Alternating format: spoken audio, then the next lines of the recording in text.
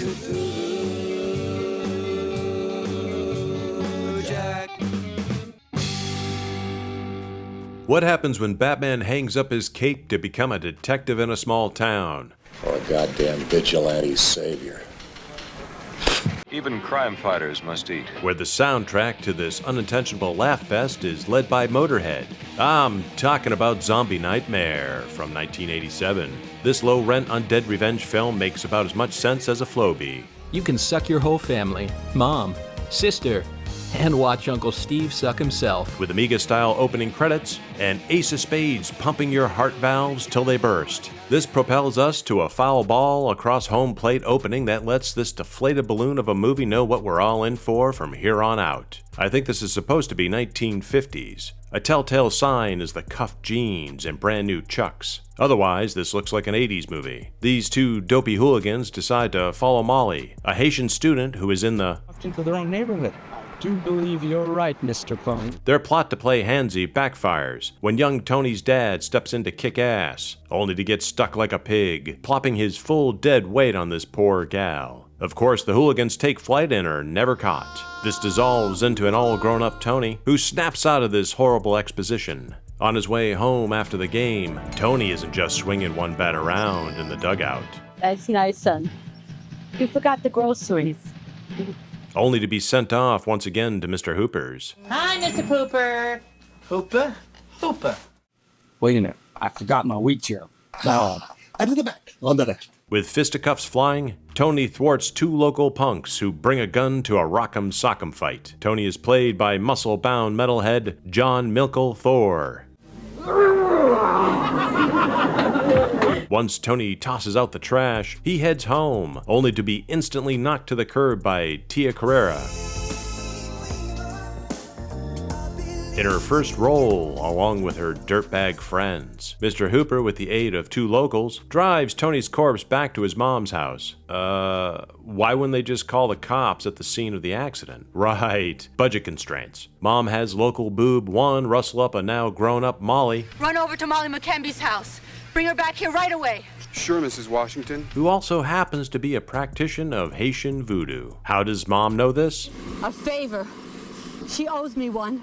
With some line mumbling, Molly reveals that even though she can't bring Tony back, I cannot bring life back to you, boy. But I can. For a while. What? this is where the plot is completely hucked out the window. Somehow, undead Tony seems to know not only who turned him into a speed bump, but where to exactly find them. I meant to do that. We're introduced to the Roadrunner and his friends at the local Twist and Cream, whatever. I guess they didn't have enough room for the Jim, head psycho of the posse, is played by Shawn Levy. Love to sit and chat with the Brain Trust here, but I think I'll order myself some breasts and thighs. Who, might you ask? He's the director of this little independent film out now. What did you say, you disrespectful punk? I guess he was no fan of Mom's spaghetti, he's nervous, but on the surface he looks calm. When they don't see their dirty deed listed in the paper, guys, I think we lucked out. They suspect all is okay. What an ass. Well, at least he got rid of the car. The last thing we need is attention. The first two victims are wiped clean at the local health club. I can't stand Velcro, that tearing sound. While canoodling in a public hot tub. Now, why on this flat earth would you ever take any of that water in your mouth? Oh God, why didn't anybody tell me? We're finally introduced to Detective Frank. Yeah, I know what you mean. Who spots Molly chilling in the crowd during each attack. Joining the ME, who puts on his best wacky impression. Now the boys are trying to fish Loverboy out of a swimming pool full of blood. To where we're finally introduced to Adam West, 45 minutes into the film. The last thing I want is for this kid's gang to go looking for revenge. Bobby here, the phone is ringing. Yeah, I can hear it, Ma. That's not gangster. That's not gangster. Jim once again tries to score with the twisting creme gal who refuses. Nice night for a walk. Nice night for a walk. Only to force himself onto her, with zombie Tony arriving and who is beginning to fall to pieces. impales Jim with his aluminum bat. Tia calls Ken to make a plan since they all figured Zombie Tony was after them. What's wrong? Jim's dead. How do they put this together? Are you crazy? Don't you see that we're next? Plot convenience. I love it when a plan comes together. We then get to one of the funniest scenes in the whole movie. At least I thought it was.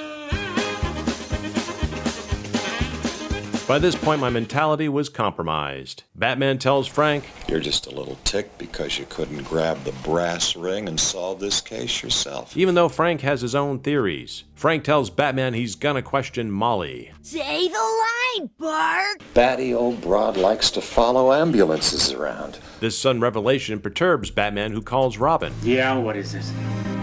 Fred, it's me. I guess they were the two hooligans at the beginning. Holy hell. So Batman killed Tony's pops 30 years ago, wasn't caught or felt guilty enough about the crime he committed to turn himself in, so he became a cigar-chewing detective. I'm Batman. Zombie Tony is resurrected one last time to finish off Tia and Ken. What is that? What is that, Private Pile? Batman finally catches up to Zombie Tony, Frank, and Molly in the graveyard. Frank, she made this kid a zombie so it would avenge itself against its murderers and avenge her against me. Molly conjures up a local corpse to pull Batman to hell as Frank just watches, while Zombie Tony goes up in smoke. So, if you want to have a good laugh on a film that even MST3K poked fun of, oh, I forgot tampons. I'm probably okay for tonight. then this little slugger is for you. Until next time. Visit our Etsy store this summer for sales across the board. With a new Lovecraft PI book on its way, we want to make certain you're all caught up on this paranormal detective's adventures. We just added some new merch we unearthed and looking to clean house to make way for what's to come. Promo code is listed in the description below, so click links below to be notified. Many thanks for the support, and Hail Cthulhu!